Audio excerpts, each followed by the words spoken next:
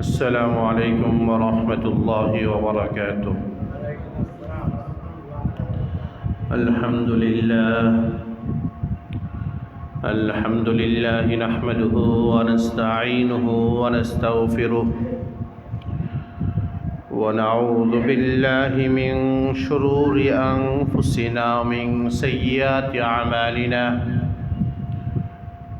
من يهده الله فلا مضل له ومن يضلله فلا هادي له. ونشهد أن لا إله إلا الله وحده لا شريك له. ونشهد أن سيدنا وسندنا ومولانا محمدا عبده ورسوله صلى الله تعالى عليه وعلى آله وأصحابه وبارك وسلم تسليما كثيرا. أما بعد فأعوذ بالله من الشيطان الرجيم. بسم الله الرحمن الرحيم. ويسألونك عن المحيض قل هو أذى فاعتزلوا النساء في المحيض ولا تقربوهن حتى يطهرن فإذا تطهرن فأتوهن من حيث أمركم الله إن الله يحب التوابين ويحب المتطهرين. نساؤكم حرث لكم فأتوا حرثكم أنى شئتم وقدموا لأنفسكم واتقوا الله واعلموا أنكم ملاقوه وبشر المؤمنين. بارك الله لنا ولكم في القرآن العظيم ونفعنا وإياكم بالآيات والذكر الحكيم. درود شريف পড়ি। اللهم صل على محمد وعلى آل محمد كما صليت على إبراهيم وعلى آل إبراهيم إنك حميد مجيد. اللهم بارك على محمد وعلى آل محمد كما باركت على إبراهيم وعلى آل إبراهيم إنك حميد مجيد. আজকে জুমা পূর্ব বয়ানের মজলিসে সমবেত মুসল্লিয়ানি কেরাম, সম্মানিত মুরব্বী সাহেবান, আল্লাহ রব্বুল আলমিনের আলিশান দরবারে অসংখ্য অগণিত শুকরিয়া জ্ঞাপন করছি, যিনি আমাদেরকে জুমার নামাজ আদায় করার জন্য আল্লাহর ঘর মসজিদে বসার তৌফিক দান করেছেন। এই জন্য অন্তরের অন্তঃস্থল থেকে একবার কালিমাতুশ শুকর আদায় করি, আলহামদুলিল্লাহ।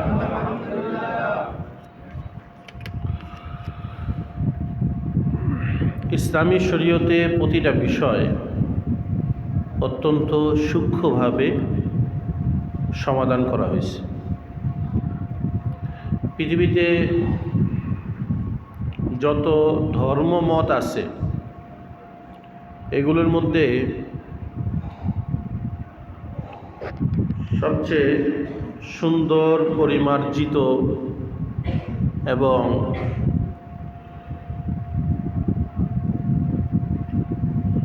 পরিপাটিভাবে সমাধান যে ধর্মে আছে সেই ধর্মের নাম ইসলাম ধর্ম। দ্বীন ইসলাম, ধর্ম মানে দ্বীন ইসলাম। ইসলাম ধর্মে প্রতিটা বিষয়কে সুন্দর মতো সমাধান দেওয়া হয়েছে। যেমন ধরেন, আজকে আমি যে আয়াতগুলো তেলাওয়াত করছি, এই আয়াতগুলো যারা প্রাপ্তবয়স্ক তারা ভালো বুঝবে এবং তাদের চেয়ে বেশি ভালো বুঝবে যারা বিবাহিত। দাম্পত্য জীবনের কিছু টিপস, দাম্পত্য জীবনের বৈবাহিক জীবনের কিছু কারিকুলাম, নীতিমালা আল্লাহ রাব্বুল আলামিন পবিত্র কোরআনের মধ্যে ইরশাদ করছে। এই জন্য বিবাহিত মানুষগুলো বেশি ভালো বুঝবেন, এমনি যারা বয়স্ক আছে, প্রাপ্তবয়স্ক সাবালিক, তারাও বুঝবেন। কথাগুলো বলার আগে একটা শিরোনাম বলিনি, সেটা হলো আমাদের উস্তাদের উস্তাদ, পাকিস্তানের গ্র্যান্ড মুফতি হযরত মুফতি আজম মুফতি ওলি হাসান খান টুনকি, মুফতি ওলি হাসান খান টুনকি রহমতুল্লাহি আলাইহি, হায়দ্রাবাদ টুং তার বাড়ি, হিন্দুস্তানে তার বাড়ি, কিন্তু উনি পাকিস্তান ছিলেন। দেশ যখন ভাগ হয় 47-এ, ভাগ হওয়ার বছর 2 বছরের মাথায় তিনি পাকিস্তান চলে যান। তিনি পুরা পাকিস্তানের বড় মুফতি ছিলেন এবং তার ছাত্র বর্তমান দুনিয়ার বিশ্ববিখ্যাত আলেম শাইখুল ইসলাম মুফতি তকি উসমানী দাওয়াত বারাকাতুহু। কিন্তু তার 1 নম্বর ছাত্র ছিলেন, তার 1 নম্বর ছাত্র, সারা দুনিয়ার মধ্যে তার যত ছাত্র তার মধ্যে 1 নম্বর ছাত্র ছিলেন আমাদের উস্তাদজি মুফতি আজম হযরত মুফতি আব্দুল সালাম চাটগামি রহমতুল্লাহ। যেমন আমার জীবনের 1 নম্বর উস্তাদ মুফতি আজম মুফতি আব্দুল সালাম চাটগামি এবং তার 1 নম্বর উস্তাদ মুফতি ওলি হাসান খান টুনকি। মুফতি ওলি হাসান খান টুনকির কথা বলে আমি আলোচনাগুলো করব। তিনি বলছেন যে আল্লাহ তাআলা পবিত্র কালামে বিভিন্ন বিষয়ের আলোচনা করছেন এবং আমরা যেটা লজ্জাকর বিষয় মনে করি, লজ্জার বিষয় মনে করি, আল্লাহর কাছে এগুলো কোনো লজ্জার বিষয় না, লজ্জা করলে চলবে না, বরং বিষয়টা খোলাখুলিভাবে আলোচনা করা দরকার। এই জন্য আল্লাহ তাআলা পবিত্র কোরআনে এমন অনেক বিষয় আলোচনা করছেন যেটা লজ্জা করার কারণে মানুষ ওই বিষয়টার সঠিক সমাধান জানতে পারে। আল্লাহ যেহেতু ওগুলো আলোচনা করার সময় আল্লাহ যেহেতু লজ্জাবোধ করেন নাই, আল্লাহর হাবিব সাল্লাল্লাহু আলাইহি ওয়াসাল্লাম তার কাছে জিবরাইল আয়েশা যখন এটা বলে তখন জিবরাইলও লজ্জাবোধ করেন নাই। আল্লাহর হাবিব যখন এই আয়াতগুলো পেয়ে নাজিল হওয়ার পরে তিনি যখন সাহাবীদের মধ্যে আলোচনা করছেন, সাহাবীরা যেহেতু লজ্জাবোধ করেন নাই এবং সাহাবায়ে কেরাম দীর্ঘ 100 বছর পর্যন্ত সাহাবায়ে কেরাম দুনিয়াতে ছিলেন, তারাও পবিত্র কোরআনের এই অংশগুলো আলোচনা করছেন, তারাও লজ্জাবোধ করেন নাই। সুতরাং বর্তমান দুনিয়ার কোনো আলেমের জন্য, কোনো জ্ঞানী মানুষের জন্য এই বিষয়ে আলোচনা করার সময় লজ্জাবোধ করা ঠিক নয়। কথা ঠিক না ঠিক? এই জন্য এই বিষয়টা আলোচনা। সেটা হলো কি? সেটা হলো এই মহিলারা প্রতি মাসে তাদের মাসিক হয়, এটাকে আরবিতে বলা হায়েজ, হায়েজ হয়, মাসিক হয়। এখন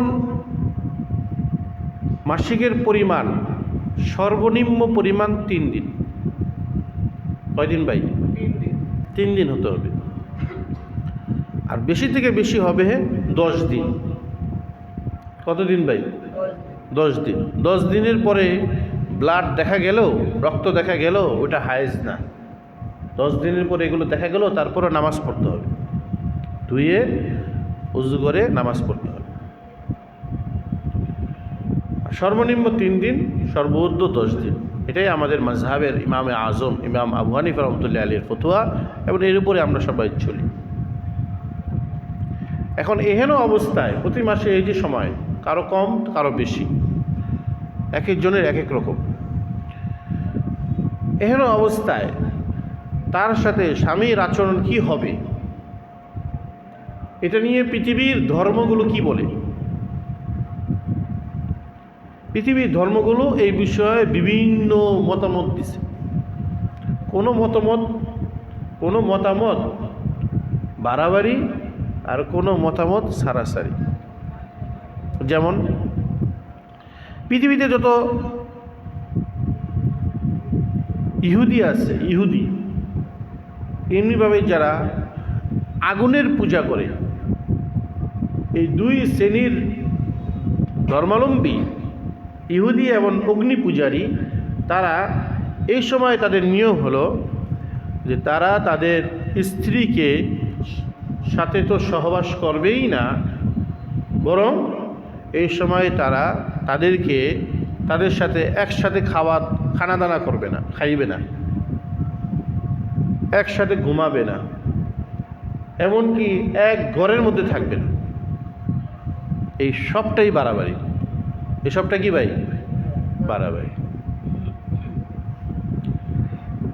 আরেকটা মত হলো খ্রিস্টানদের এবং অন্যান্য মূর্তি পূজারীদের, মুশরিকদের। খ্রিস্টান ও মুশরিকরা তারা বলেন যে এই হায়েজ অবস্থায়, এই মাসিক অবস্থায়, এই মেন্সের অবস্থায় একসাথে খাইবে, এক ঘরে থাকবে, এক বিছানায় শুবে, এমনকি এই অবস্থায় সহবাস করবে। বলেন না নাউজুবিল্লাহ। এটা হলো সারাসারি। আগেরটা বলছি ইহুদিরা বাড়াবাড়ি করছে, এক ঘরেই রাখে না, ঘরের থেকে বের করে দেয়। আর খ্রিস্টানরা এত সারাসারি করছে যে এই সময়ও তারা সহবাস বা সঙ্গমে লিপ্ত হয়, স্ত্রী সহবাস করে। বাড়াবাড়ি আর সারাসারির মাঝে, ইফরাত ও তাফরিদ, বাড়াবাড়ি আর সারাসারির মাঝে ভারসাম্যপূর্ণ মিডিল পয়েন্টে আছে ইসলাম। ইসলাম এই ক্ষেত্রে সুন্দর পরামর্শ দেয়। ইসলাম বলে যে দেখো, এই মুহূর্তটা হলো একটা ক্ষতিকর মুহূর্ত। এই মুহূর্তটা কি? এই মুহূর্তের সঙ্গম, সহবাস, এগুলো হলো ক্ষতিকর। এই মুহূর্তে তোমরা তাদের সাথে সহবাস করবে না, বরং তাদের সাথে তোমরা থাকবে ঘরের মধ্যে, তাদের সাথে তোমরা একসাথে খানাপিনা করবে, সব কিছু করবে, কিন্তু তাদের সাথে এই মুহূর্তে সঙ্গম করবে না, কারণ এটা হলো একটা ক্ষতিকর মুহূর্ত। কেন ক্ষতিকর? এটা একটা গান্ধী সময় চলে, এটা দুর্গন্ধময় সময় চলে, এটা পচা সময় চলে। এই সময় তোমাদের জন্য তাদের সাথে সহবাস করা এটা ক্ষতিকর। এই জন্য এই ক্ষতিকর কাজের থেকে তোমরা বিরত থাকবা। তবে ইহুদিদের মতন বাড়াবাড়ি করবা না, যে ঘরের থেকে বের করে দেওয়া, এই কাজটা তোমরা করবা না। এটা হলো ইসলাম বলছে। রাসূলুল্লাহ সাল্লাল্লাহু আলাইহি ওয়াসাল্লাম দোনো গ্রুপের মুখামুখি হয়েছেন। মক্কাতে তিনি মুখামুখি হয়েছেন মুশরিকদের সাথে, এমনিভাবে মাজুসি যারা আগুনের পূজা করে তাদের, আর মদিনায় যাওয়ার পরে তিনি মুখামুখি হয়েছেন ইহুদিদের সাথে,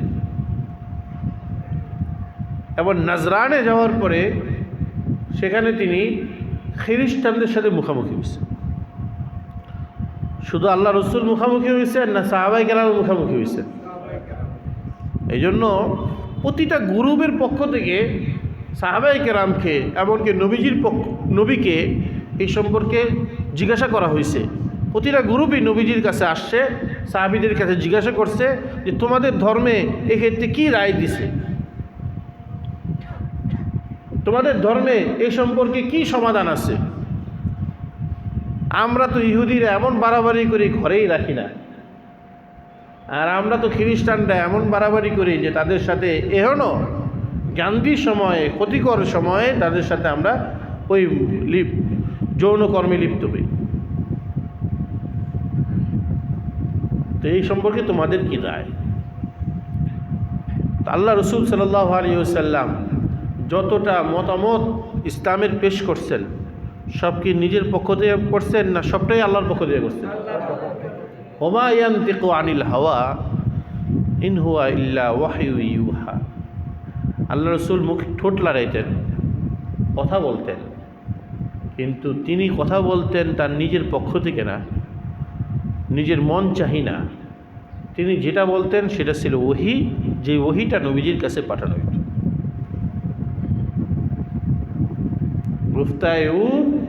গুফতায়ুল্লাহ বুধ ফারসিতে বলে যে তার কথা বাণী আল্লাহর কথা। এই জন্য এই সমস্ত বিষয় নবীজির কাছে যখন প্রশ্ন করছে বিভিন্ন ধর্মের অনুসারীরা, এমনিভাবে সাহাবায়ে কেরাম যখন নবীজির কাছে প্রশ্ন করছেন রাসূল আকরাম সাল্লাল্লাহু আলাইহি ওয়াসাল্লাম চুপ ছিলেন।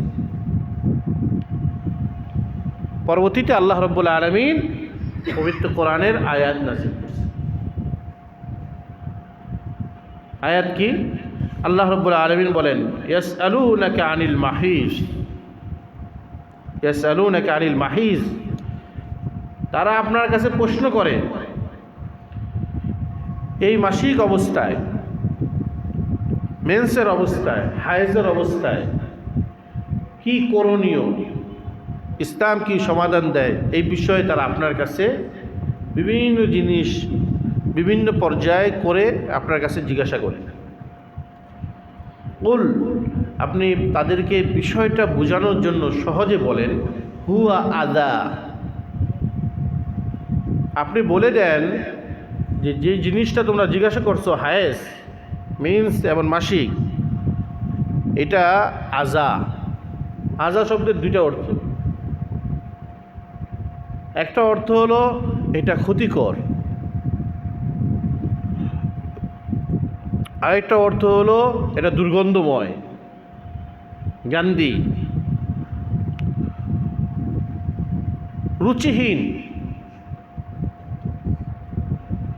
তো সুতরাং আপনি তাদেরকে জানিয়ে দেন এটার মূল অর্থটা হয়, এর মূল মর্মটা হয় এটা ক্ষতিকর। এই সময়ে পরস্পরে মিলিত হওয়া এটা ক্ষতিকর, দোনোজনের জন্যই ক্ষতিকর, একজনের জন্য না, দোনোজনের জন্যই ক্ষতিকর। কেন ক্ষতিকর? এটা দুর্গন্ধ, এটা গান্ধী সময়, এটা অরুচি সম্পূর্ণ, সুতরাং এটা ক্ষতিকর। ফাতাজিলুন নিসা ফিল মাহিজ, কাজেই তোমরা স্ত্রীদের থেকে দূরে থাকবে, ফিল মাহিজ, হাইজ অবস্থায়। স্ত্রীর থেকে দূরে থাকবে, এটা বলে নাই স্ত্রীদেরকে দূরে রাখবে। স্ত্রীদেরকে দূরে রাখবে যদি বলতো তাহলে ইহুদিদের মতন হইতো। ইহুদিরা স্ত্রীদেরকে ঘরের থেকে বের করে দেয় এই মেন্সের সময়, কারণ পুরুষদেরকে বলছে তোমরা হায়েজ সময়, মেন্সের সময় তোমরা স্ত্রীদের থেকে দূরে থাকবে। মানে তোমার স্ত্রীর সাথে তোমার কি কাজ, ওই কাজটা তোমরা এই সময় তোমরা নিজেরা দূরে থাকবে, সেই ঘরেই থাকবে। কথা বুঝছেন আপনারা? ওয়ালা তাকরাবুহুন্না, তোমরা এহেন সময় তাদের কাছে যাবে না, হাত্তা ইয়াতহুরুনা, যতক্ষণ না তারা পাক পবিত্র হয়। এহেন সময় তোমরা কাছে যাবে না যতক্ষণ না তারা পাক পবিত্র হয়।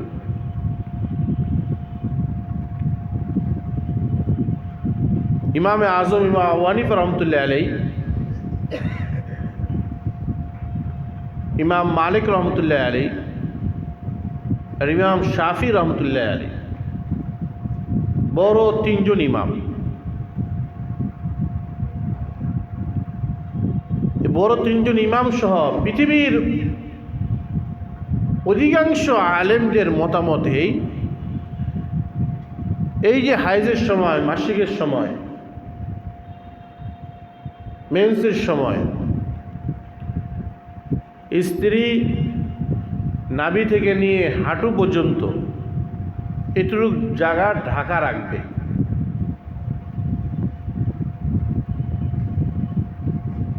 এহেন সময় স্বামীর কাছে এটুকু জায়গাও খুলবে না। মেন্সের সময়, মাসিকের সময় এই জায়গাগুলো খুলবে না, এবং এর ভিতরে হাত দেওয়া, স্পর্শ করা, টাচ করা, এটা স্বামীর জন্য নাজায়েজ। এবং স্ত্রীরা যদি, মহিলারা যদি এটা খুলে তখন স্বামীর সামনে, তখন তাদেরও গুনাহ হবে।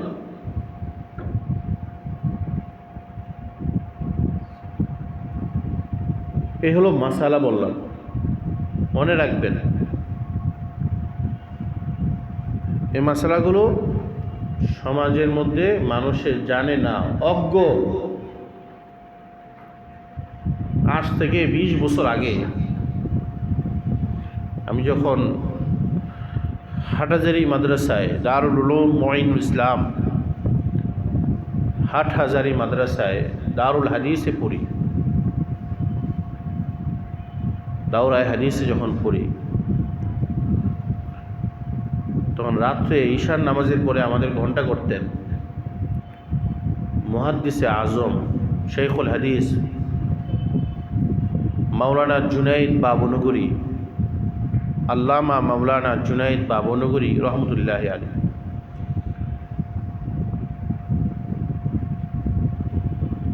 তিনি আমাদেরকে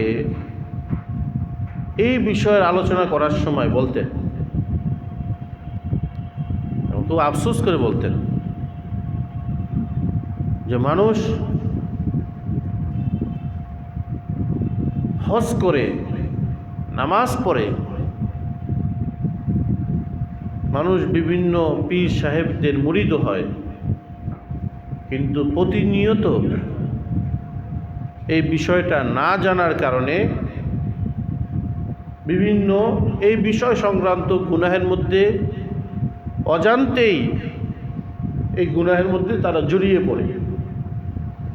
20 বছর আগে আমাদের উস্তাদে মুহতারাম হযরত মাওলানা জুনাইদ বাবনগরী রহমতুল্লাহ আলাইহি আমাদেরকে এগুলো বলতেন, এবং তখন তিনি বলতেন যে এগুলো তোমরা তোমাদের এরিয়ার মধ্যে, তোমরা তোমাদের পরিধির মধ্যে যারা আসে তাদের কাছে এই মাসলাগুলো ভেঙে ভেঙে ভেঙে ভেঙে বলবে। মানুষ মনে করে যে এটা শুধু এমনিই চিকিৎসা বিজ্ঞানে বা এমনি ডাক্তারি ফর্মুলায় মনে নিষেধ, কিন্তু মেন্সের সময়, মাসিক অবস্থায় তাদের সাথে সহবাস করা এটা শরীয়তে হারাম, কবিরা গুনাহ। কিন্তু আমরা না জানার কারণে অজান্তে এই ধরনের গুনাহের সাথে অনেক মুসলমান এবং ধর্মপ্রাণ মুসলমান না জানার কারণে এই সমস্ত গুনাহে জড়িত হচ্ছে। কথা ঠিক না বেঠিক? এই জন্য আল্লাহ রাব্বুল আলামিনের এই আয়াতগুলো পড়ার সময় আমি খোলামেলা বলতেছি যে মাসালা হলো এই, হায়েজ অবস্থায়, মেন্সের অবস্থায়, ফাতাজিলুন নিসা ফিল মাহিজ, হায়েজ অবস্থায়, মেন্সের অবস্থায় তোমরা তোমাদের স্ত্রীদের থেকে দূরে থাকবে, তাদের সাথে সহবাস করবেন। ওয়ালা তাকরাবুহুন্না, এবং তাদের কাছে যাবে না। কাছে যাবে না বলতে তাদের নাভি থেকে নিয়ে হাঁটু পর্যন্ত এইটুকুর ভিতরে স্পর্শ করতে পারবে না, এইটুকুর উপরে স্পর্শ করতে পারবে। নাভি থেকে নিয়ে হাঁটু পর্যন্ত সে পায়জামা পরা বা অন্য কিছু পরা, তখন এর উপরে টাচ করতে পারবে, কিন্তু এর ভিতরে টাচ করা যাবে না, নাজায়েজ। এমনকি স্ত্রীদের জন্য এই সময় সেটা খোলা রাখাও নাজায়েজ, তাদের জন্য খোলা রাখা নাজায়েজ, আর আমাদের জন্য তখন সেখানে তাকানো নাজায়েজ, এবং সেখানে ভিতরে কাপড় ছাড়া ভিতরে টাচ দেওয়া নাজায়েজ, কাপড় উপরে ধরা যাবে। আর এইটুকু অংশ ছাড়া, নাভি থেকে হাঁটু এইটুকু অংশ ছাড়া বাকি অংশগুলো খোলা রাখলেও না সমস্যা নাই, আর বাকি অংশগুলো ধরলেও কোনো সমস্যা নেই। এই তো মাসালা। হাত্তা ধরু না, যতক্ষণ না তারা পাক পবিত্র হয়। তারা পাক কখন হবে এই মাসলাটাও বুঝতে হবে। যদি কেউ 10 দিনের মাথায় পাক হয়ে যায়, মুকাম্মাল তার 10 দিন, এই টাইমটা তার পার হয় মাহওয়ারি, মাসিক মেন্স তার হয় 10 দিন। তো 10 দিনের পরে সে ইচ্ছা করলে স্বামী স্ত্রী ওই অংশগুলো ধুয়ে তারা সহবাস করতে পারবে। কথাগুলো বুঝবেন, পার্ট টু পার্ট বুঝবেন। জগা খিচুড়ি লাগাই দিলে পরে নিজে বুঝবেন না, উল্টা আমার দিকে ভুল তথ্য দিবেন। পরিষ্কার বুঝবেন। যদি পুরাপুরি 10 দিন হয়, তো 10 দিন পরে সে অটোমেটিক পাক হয়ে যায়। শুধু ধুয়ে সহবাস করলে, সঙ্গম করলে করতে পারবে, বাকি গোসল করে নিলে ভালো। কিন্তু গোসল করা তখন জরুরি না, কারণ 10 দিন ফুল টাইম। আর যদি কারো 10 দিন না হয়, বরং আরো কম হয়, 4 দিন, 3 দিন, 3 দিনের কম তো হবে না, 3 দিন, 4 দিন, 5 দিন, 6 দিন, 7 দিন, 8 দিন, 9 দিন, এর মধ্যে যদি হয়, তখন স্ত্রীর সাথে মিলিত হতে হলে তখন স্ত্রীর জন্য গোসল করা ওয়াজিব। গোসল করতে হবে, গোসল করে তারপরে, গোসলের আগে না। এখন যদি কেউ গোসল না করে, ধরেন গোসল না করেন, কিন্তু একটা নামাজের টাইম তার পার হয়ে গেছে,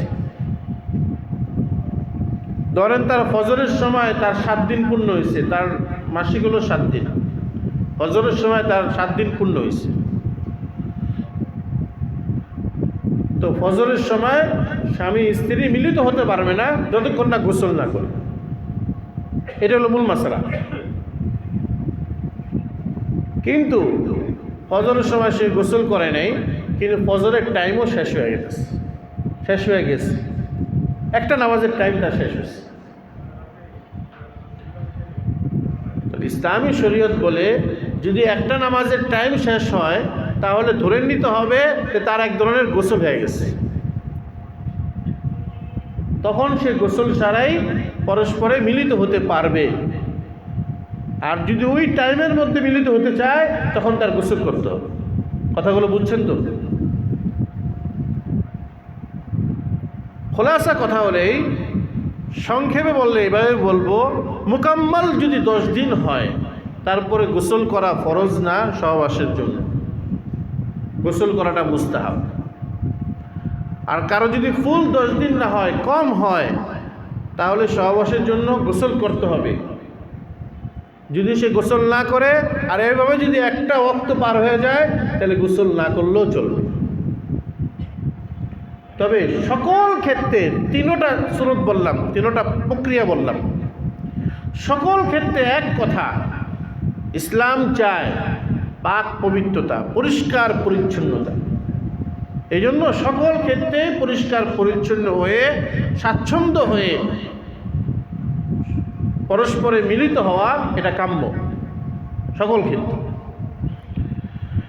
ফাইদা তাতাহারনা ফাতুহুন্না মিন হাইসু আমারাকুমুল্লাহ, যখন তারা পাক হয়ে যায়, 10 দিন পরে তো অটোমেটিক পাক হয়ে যায়, গোসল ছাড়াও পাক হয়ে যায়। আর 10 দিনের কম হলে গোসল করে পাক হয়, কিংবা একটা নামাজের টাইম পার হয়ে গেলে পাক হয়, যেভাবেই হোক, তখন তোমরা তাদের সাথে মিলিত হবে। কোন পথ দিয়ে মিলিত হবে?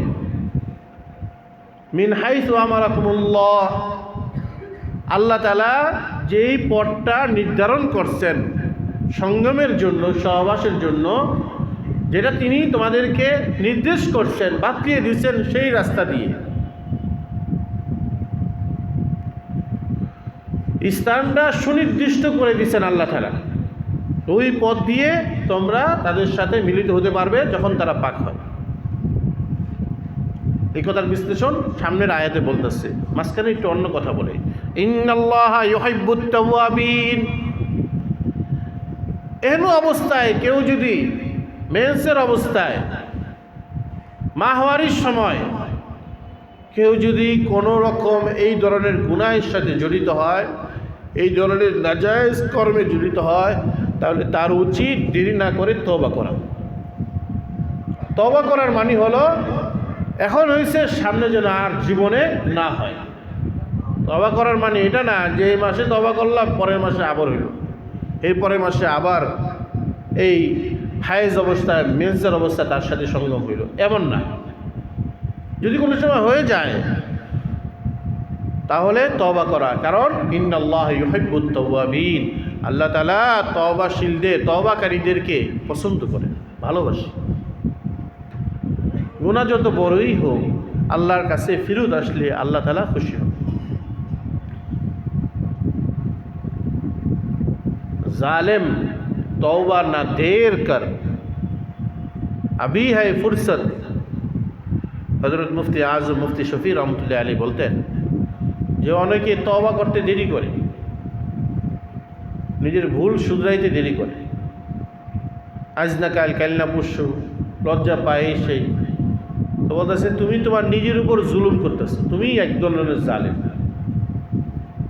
तौबा ना देर कर, वो भी गिरा नहीं जो गिरा फिर संभल गया। তুমি যদি তওবা করো তো তুমি তো আর গুনাহগার রইলা না। তওবাকারী ব্যক্তি গুনাহগার থাকে না, সে একেবারে গুনাহ থেকে মুক্ত হয়ে যায়। তওবা করার অর্থ হলো সে গুনাহ থেকে মুক্ত হয়ে গেছে। এই জন্য তওবাটা ওইভাবেই করবেন, আর তওবা করার সময় এই খেয়ালই রাখবেন যে আমি গুনাহ থেকে মুক্ত হয়ে গেছি। উনি একটা উদাহরণ দিয়ে বলছেন, যে ব্যক্তি মাত্র পড়ে গেছে হোঁচট খেয়ে, ও ভি গেরা নেহি জো গেরা ফির সম্বল গিয়া। যে ব্যক্তি মাত্র পড়ে গেছে, সে ব্যক্তি যদি পরের থেকে দাঁড়ায় যায়, হোঁচট খেয়ে পড়ে যায়, যদি আবার দাঁড়ায় যায়, দাঁড়ায় গেলে তার কেউ তাকে বলে না যে সে হোঁচট খেয়ে পড়ে গেছে, পড়ে আছে তার কেউ বলে না। কিন্তু হোঁচট খেয়ে যদি তুমি পড়েই থাকো তাহলে তোমাকে বলা হবে সে পড়েই গেছে। আর তুমি যদি হোঁচট খেয়ে দাঁড়িয়ে যাও তাহলে বলবো যে, কেউ যদি জিজ্ঞাসা করে ওই লোকটা কি, হোঁচট খাইছে কিন্তু সে পড়া অবস্থায় নেই, সে দাঁড়ায় গেছে। সে লস খাইছে কিন্তু লস অবস্থায় বসার নেই, বরং সে আবার ঘুরে ফিরে দাঁড়াইছে। সে ব্যর্থ হয়েছে কিন্তু ব্যর্থতা নিয়ে তার জীবন পার করে নেই, বরং সে সফল হওয়ার জন্য আবার মোড় ঘুরে দিচ্ছে। সুতরাং সে তওবা করছে, সে গুনাহ করছে, কিন্তু সে এখন গুনাহগার নাই। কেন? সে তওবা কইরা সে গুনাহ থেকে মুক্ত হয়েছেন। বলেন না সুবহানাল্লাহ।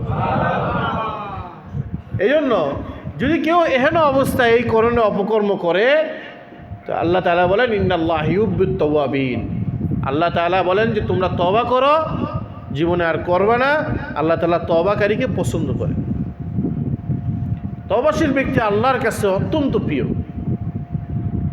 যদি কেউ তার গুনাহটা গুনাহ মনে করে লজ্জাশীল হয়ে সেখান থেকে ফেরত আসে, তো আল্লাহ তাআলার কাছে বান্দার অনেক দাম।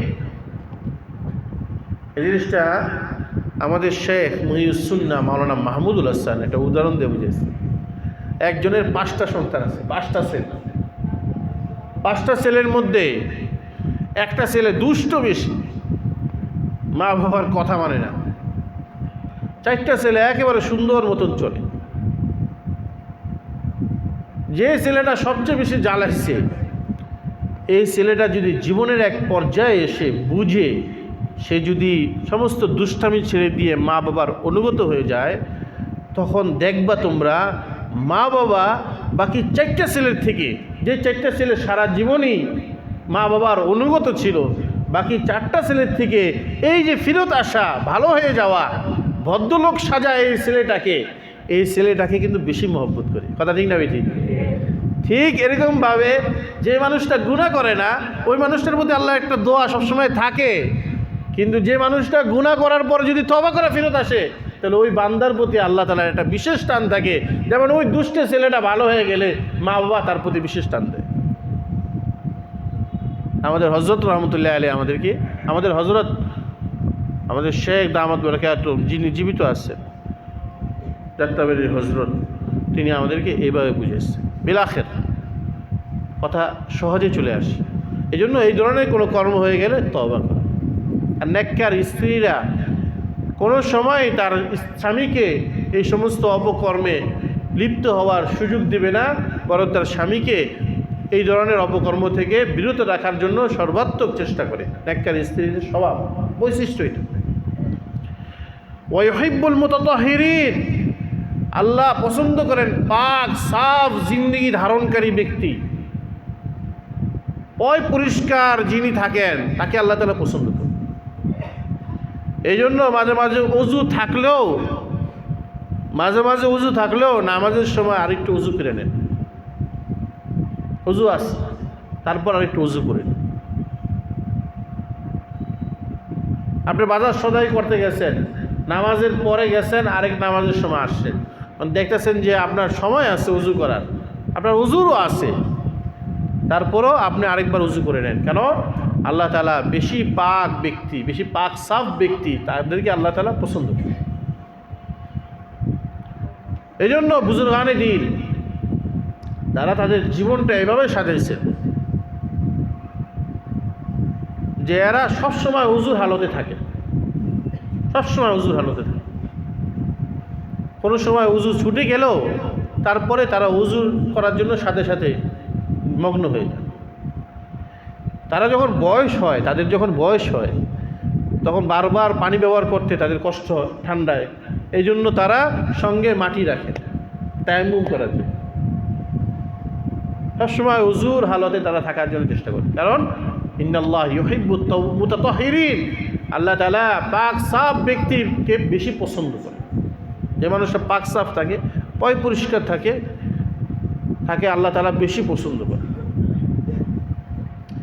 ইউরোপ আমেরিকার তারা আমাদের সারা পৃথিবীর মানুষদেরকে সভ্যতা শিখায়। সারা পৃথিবীর মানুষদেরকে সভ্যতা শিখায় না? বলেন না, সারা পৃথিবীর মানুষকে সভ্যতা শিখায় না? এদের সভ্যতার নামে কি অসভ্যতা তা মোটামুটি বলতে গেলে সারা দুনিয়ার মানুষ কিন্তু জানে, বলে না। ইউরোপ আমেরিকার সভ্যতার নামে কি অসভ্যতা, কি অশ্লীলতা, এরা সারা দুনিয়ার মানুষ জানে, কিন্তু বলে না। এরা আমাদের কি টিস্যু ব্যবহার করা শিখেছে। কিছু হলে টিস্যু দিয়ে হাত মুছা, কিছু দিয়ে চেহারা মুছা, এটা আমাদেরকে তারা শিক্ষা দিচ্ছে। কিন্তু তারা নিজেরা কিন্তু ভালো করে গোসল করে না, তারা নিজেরা কিন্তু পরিষ্কার থাকে। পাকিস্তানে পীর ছিলেন, গেল 2-1.5 মাস আগে ইন্তেকাল করছে, 1.5-2 মাস আগে। এমন তিনি বলতে গেলে সারা দুনিয়ার মানুষের পীর ছিলেন। নকশবন্দিয়া তরিকার বুজুর্গ হযরত মাওলানা জুলফিকার আহমদ নকশবন্দি রহমতুল্লাহ আলাইহি। মাওলানা জুলফিকার আহমদ নকশবন্দি তার একটা বই আমি 10 বছর আগে অনুবাদ করছি, চোখের জিনা কুদৃষ্টি। উর্দুতে তার ছিল বদনজরি, এটা আমি অনুবাদ করছি বাংলায়, চোখের জিনা কুদৃষ্টি। বাংলাদেশে এই বইটা 10বারের উপরে ছাপা হয়েছে, প্রচুর পরিমাণে পাঠক পড়ে, বিশ্ববিদ্যালয়ের ছাত্রছাত্রীরা পড়ে চোখের জিনা কুদৃষ্টি বইটা প্রচুর পরিমাণে। বাংলাদেশ, ভারত, যত জায়গা বাংলা চলে সব জায়গায় প্রচুর চলে, অনেক চাহিদা বইটা। হযরত মাওলানা জুলফিকার নকশবন্দির ওই কিতাবের মধ্যে উনি লেখছেন, আমি এটা অনুবাদ করছি, সেখানে লেখছেন যে ইউরোপ আমেরিকার মানুষ আমাদেরকে যতই সভ্যতা শিক্ষা দেব, তাদের সাথে প্লেনে বিভিন্ন দেশে আমি ঘুরে বেড়াইছি, তারা যতটা ক্লিন আর সাদা চামড়ার হোক, তাদের সাথে যখন বসছি তো এক ধরনের দুর্গন্ধ তাদের শরীর থেকে আমি অনুভব করছি। কারণ তারা ফরজ গোসল বলতে কী জিনিস তারা এটা বুঝে না। এরা টিস্যু দিয়ে সব পরিষ্কার করে, এরা কোথায় কোন সময় কি কাজ করতে হবে এগুলো বুঝে না। এই ইহুদি আর খ্রিস্টান ইউরোপিয়ানরা তাদের সাথে যখন বিমানে চলছি তখন দেখছি তাদের শরীর দিয়ে দুর্গন্ধ ছড়ায়। এবং আপনি দেখবেন একজন আলেমের সাথে, উনি যদি আল্লাহওয়ালা বুজুর্গ আলেম হয়, তার সাথে আপনি চলবেন, দেখবেন তার শরীরের থেকে এক ধরনের সুগন্ধি আপনি অনুভব করবেন। এটা তার নিজের সুগন্ধি না, এটা এমন কোরআন এবং সুন্নাহর যে পাক পবিত্রতা সে অবলম্বন করে, সেটি সবসময় ওযুর সাথে থাকার চেষ্টা করে, তিনি যে সবসময় পাক পবিত্র থাকার চেষ্টা করে, এই জন্য তার শরীরের মধ্যে আল্লাহ তাআলা কুদরতিভাবে খুশবু দান করে দিচ্ছে। সুবহানাল্লাহ। মনে হয় যে সুগন্ধি ব্যবহার করছে, মনে হয় যে সে আদর ব্যবহার করছে, কিন্তু না, তার শরীর থেকে অটোমেটিক ঘেরান আসতে থাকে। এমন কোনো ঘরে আলেম থাকলে ও ঘরের মধ্যে এক ধরনের সুগন্ধি অনুভব করে। এই ধরনের মানুষ যদি কবরও যায়, তো কবর থেকেও এক ধরনের সুগন্ধি বেরোতে থাকে। আপনি হাফিজ হুজুরের কবরে যাবেন নুরিয়ায়, কামনাঙ্গি চরে, আমি আপনাকে বললাম হাফিজজির কবরে যাবেন নুরিয়ায়, কামনাঙ্গি চরে, কিংবা পীরজির কবরে যাবেন আজিমপুরে, কিংবা হাউলিতে মুফতি ওয়াহিদুজ্জামান সাহেবের কবরে যাবেন, কিংবা আপনি যে সমস্ত গোরস্থানের মধ্যে আউলিয়ায়ে কেরাম আছেন, চরমনায় যাবেন চরমনার পীরের কবরে, শর্ষিনার যাবেন শর্ষিনার পীরের কবরে, কিংবা নিজামুদ্দিন যাবেন আকাবিরে বুজুর্গানে দিন সেখানে কবরে, এবং সাহারানপুর যাবেন। আপনি নিজে যে অনুভব করবেন, মনে হবে যদি আপনার অনুভূতি থাকে, তাহলে আপনি দেখবেন যে সেখান থেকে কবর থেকে এক ধরনের ঘেরান আপনি অনুভব করতে থাকবেন ইনশাআল্লাহ। এটা আমি নিজে অনুভব করি। আমি নিজে মাঝে মাঝে বিভিন্ন মানুষের বড় বুজুর্গদের কবরের সামনে যাই। আগেকার বুজুর্গানে দিন কবরে যায় মুরাকাবা করতেন। এগুলো আপনাদেরকে বললে আপনারা প্যাঁচগুছ লাগাই ফেলবেন। মুরাকাবা করতে গিয়ে কবর পূজাই শুরু করে দিবেন। এই জন্য সবাই বলি না মুরাকাবা। আমরা হাটাদির মাদ্রাসায় দেখছি আমাদের শেখুল ইসলাম আল্লামা মাহমুদ শফি রহমতুল্লাহ আলাইহি, তাকে প্রায় দেখতাম তিনি কবরস্থান লাঠি দিয়ে ভর করে কবরস্থানে তো আমরা 5, 6, 7 মিনিটের জন্য যাই আর আসি। ওনাকে আমি দেখতাম ঘন্টার পর ঘন্টা কবরস্থানে বসে, ঘন্টার পর ঘন্টা বসে আছে। দারুল উলুম দেওবন্দে প্রতিদিন ফজরের নামাজের পর দেওবন্দের আকাবির ওস্তাদরা মাকবারায়ে কাসেমি গোরস্থানের মধ্যে তারা যান। মাওলানা সৈয়দ আরশাদ মাদানী সূরা ইয়াসিন পড়তে যান। আমি একদিন সকালবেলা গেছি, পড়তে যেতেছি হযরত মাওলানা সৈয়দ আরশাদ মাদানী। প্রতিদিন তিনি ফজরের পরে, এই 80 বছরের 90 বছর কাছাকাছি, লাঠি ভর করে একজনের উপর ভর করে ধরে যান। লাঠি ভর দেন না, একজনের উপর ভর দিয়ে, কাঁধে ভর দিয়ে তিনি হাঁটেন। আওলাদ রসুল সৈয়দ আরশাদ মাদানী দামাত বরকাতুহু। দেখবেন পাক পবিত্র থাকা এটা আল্লাহ পছন্দ করেন। এই জন্য হর হামেশা পাক পবিত্র থাকার জন্য চেষ্টা করেন। মৌলিক বিষয় হর হামেশা। শুধু মসজিদে আসলে কেন পাক পবিত্রতা? কেন দোকানে আমরা পাক পবিত্র থাকি না? কেন ঘরের মধ্যে আমরা পাক পবিত্র থাকি না? সর্বত্রে পাকের বয়ান, সর্বত্রে পাকের কর্ম, এটাই তো ইসলাম আমাদেরকে শিক্ষা দেয়।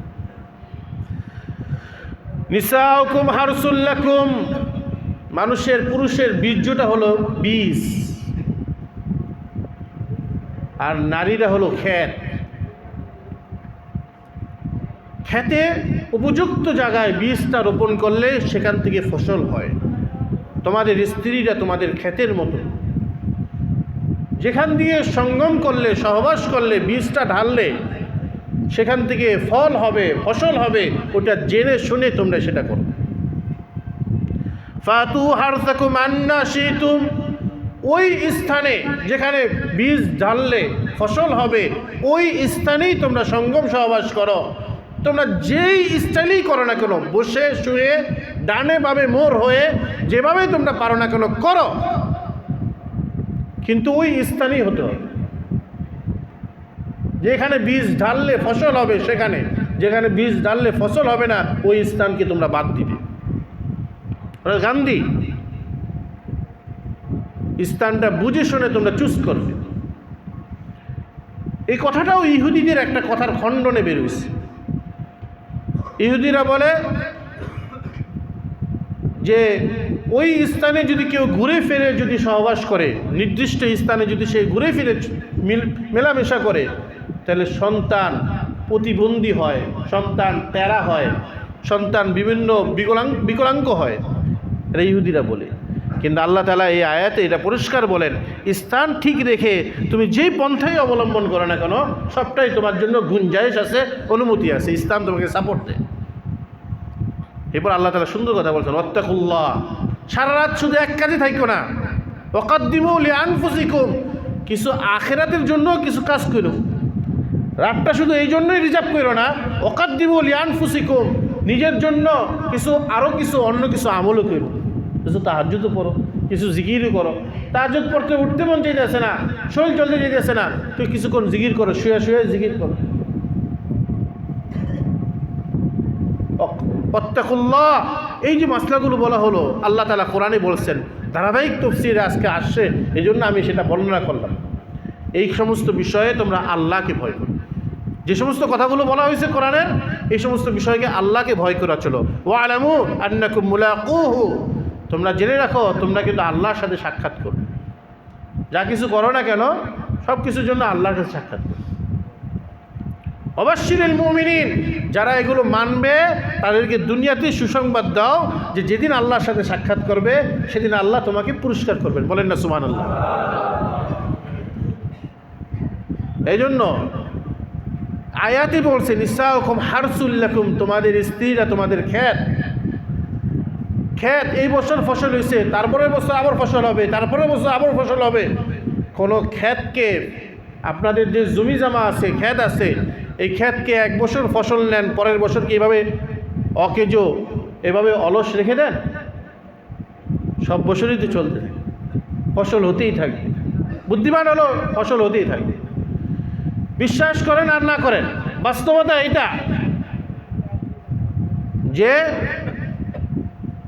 পশ্চিমারা আমাদেরকে শিক্ষা দিছে একটা ছেলে একটা মেয়ে যথেষ্ট। পশ্চিমারা আমাদেরকে শিক্ষা দিছে, কিন্তু তাদের দেশে কিন্তু এই নিয়ম ফর্মুলাটা নাই। তারা তাদের সন্তান হলে, পশ্চিমাদের দেশে সন্তান হলে ওই সন্তানের জন্য আলাদা ভাতার ব্যবস্থা করে। সরকারিভাবে মা বাবার জন্য আলাদা ভাতার ব্যবস্থা করে। তার মানে কি আমাদেরকে শিক্ষা দিয়েছে এক সন্তান এক মেয়ে নিয়ে বসে থাকো, আর ওরা সন্তান যত হয় ততই তাদের ভাতার ব্যবস্থা করে। ওরা আর উদ্বুদ্ধ করে ওদের দেশে সন্তান বাড়াও।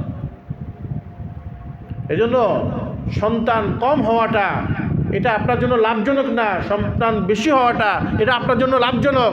এই জিনিসটা পশ্চিমারা বুঝে বলে তারা ষড়যন্ত্র করে আমাদের কাছে এই ফর্মুলা দিচ্ছে। বাংলাদেশের একটা মহিলা উপদেষ্টা আছে, একজন উপদেষ্টা আছে এখন রানী। আর কয়দিন আছে জানি, আজকে 6 তারিখ, আর 6 দিন পরে শেষ, খতম। 6 দিন পরে তো শেষ। উনি এনজিওর কাজ করছে, এই 80 জন বা আরও বেশি। মহিলা একজন উপদেষ্টা আছে, নাম বলবো। উনি সারা দেশের মধ্যে, উনি আর আমাদের বর্তমান যে উপদেষ্টা, প্রধান উপদেষ্টা, ওনারা একসঙ্গের লোক। হ্যাঁ, একসঙ্গের লোক। সারা পৃথিবীতে ওনারা এনজিওর বিভিন্ন কাজ করছে। ওনার সাথে এই বিষয়ে আমার যথেষ্ট আলাপ হয়েছে। উনি বলছেন যে এটা হলো ফাও, এটা ভুয়া। উনি শেষে এটা বলছেন যে এটা পশ্চিমাদের সব কথা সঠিক না, কিছু কথা তারা একঘমি আমাদের কাছে চাপায় না, একঘমি চাপায়। এই জন্য সন্তান কম হওয়াটা এটা বরকত না, বরং খ্যাত হিসাবে যত ফসল হোক আল্লাহ তাআলা রিজিক দেওয়ালা, আল্লাহ তাআলা রিজিক দেবে। তিনি আল্লাহ তাআলা প্রত্যেকটা জিনিসের ব্যবস্থা করেছে। আপনি যদি কিছু রেখে নাও যান, আমরা যদি কিছু রেখে নাও যাই, সন্তানের রিজিক ভালো, সন্তান ভালো হোক মন্দ হোক, তার রিজিকের ব্যবস্থা আল্লাহ তাআলা করে রাখছে যতদিন সে হায়াতে আছে। তামাম মাখলুকাতকে আল্লাহ তাআলা খাওয়াইতেছেন, প্রতিদিন খাওয়াইতেছেন। অনেক মাখলুকাতের হিসাব আপনি আর আমি জানি না। নদীতে কত রকমের মাখলুকাত আছে, কী পরিমাণ তারা প্রতিদিন রিজিক ভোগ করে। জঙ্গলের মধ্যে কী পরিমাণ তারা রিজিক ভোগ করে, এটা আমাদের হিসাবে আছে? এটা কোন সরকার হিসাবে রাখে? সুন্দরবনের কী কতটুকু ভোগ হইতেছে, এটা কোন সরকার হিসাবে রাখে বলেন? এগুলো সব আল্লাহ তাআলা যদি তাদেরকে দিতে পারেন, তা আশরাফুল মাখলুকাত আপনার সন্তান, সেই সন্তানের রিজিক আল্লাহ দিতে পারেন কি পারেন না? এই জন্য নিসাউকুম হারসুল লাকুম, স্ত্রী হলো ক্ষেতের মতন, সেখানে আল্লাহর নবীর উম্মত তৈরি হবে, একের পর এক উম্মত তৈরি হবে। আলহামদুলিল্লাহ আল্লাহর শুকর, আমার 3 জন সন্তান। আলহামদুলিল্লাহ, আল্লাহ শুকর, সন্তান হচ্ছে আলহামদুলিল্লাহ 3 জন। আল্লাহ যখন দেন তখনই আলহামদুলিল্লাহ। আমার সিনিয়র যারা, তাদের অনেকের 1টা 2টা, হ্যাঁ, অনেক সময় দেখি তারা কানাঘুষা করে এরকম। তা আমি যে 3 বাচ্চার বাবা, আর দেখলে তো এরকম বোঝা যায় না। আর আমার বয়স হতে আলহামদুলিল্লাহ অনেক হয়েছে, কিন্তু দেখলে কিন্তু বোঝা যায় না। আমি 20 বছর আগে আলেম হয়েছি, কিন্তু আমার দেখলে এবার বাচ্চা কাচ্চা লাগে। হ্যাঁ, আমার মেয়ে আমার সমান, লম্বা ছিল আমার সমান, হাঁটলে অন্যরকম মানুষ মনে করে। তা আলহামদুলিল্লাহ, আল্লাহ শুকর, আমার কাছে কোনো রকমের হয় না, আমার কাছে মনে হয় যে প্রতিটা বাচ্চাই আমার কাছে মনে হয় যে প্রথম বাচ্চা, পরের বাচ্চাটাই মনে হয় যে এটাই আমার প্রথম বাচ্চা। প্রথম বাচ্চা হওয়ার সময় আমার যে ফিলিংস আর আমার যে আল্লাহর শুকরিয়া, আমার কাছে এমনই লাগে। এবার যাত্রাবাড়ি হজরত আমার পীর আমাকে বলছে কয়জন সন্তানকে? 3টা। কারে 3টা কেমনি হইলো এত? উনি উনি মনে হচ্ছে কি একটা বাচ্চা মনে আছে 3টা। ছেলের লগেরা নিয়ে যায়, এইটুক ছেলে হজরতের কাছে নিয়ে যায়, কয় এই কি বড় নাকি? এই আর কি ইনিই তো আপনার সন্তান? আমি কি আরও আছে? কয়টা আছে? আমি কি এটার বড় একটা আছে, এটার নিচে একটা আছে। হ্যাঁ, বড়টা কত? আমি কি 13 বছর বয়স। আরে 3টা বাচ্চা! আমি তো মনে হচ্ছিলাম আপনি মনে হয় নতুন বিবাহ। আমার পীর তিনি বলেন, আমি আমার ছেলের পরিচয় করে দিই যে হজরত এটা আমার ছেলে মোহাম্মদ। কারে? এর তো আমি চিনি। আলহামদুলিল্লাহ, আল্লাহওয়ালারা ওই আরে তো একে আমি চিনি। মাঝে মাঝে হজরতের মজলিসে নিয়ে যাই, বসায়, বয়ান শুনে। বলছিলাম যে সন্তান কোনো সময় এটা কন্ট্রোল করবেন না, বার্থ কন্ট্রোল এটা ঠিক না, জন্ম নিয়ন্ত্রণ এটা ঠিক না, এটা বংশীয় ঐতিহ্য নষ্ট করে। আপনি দেখবেন আপনার উপরে যারা আছে তাদের দেখবেন অনেক, এটা ঠিক না, ভাড়াবেন। এর মধ্যে দেখবেন অনেক বাচ্চাদের মধ্যে একটা বাচ্চা এরকম হবে যেটা আপনার পুরো বংশকে উজ্জ্বল করে ছাড়বে। এমন একজন দেখবেন ইনশাআল্লাহ।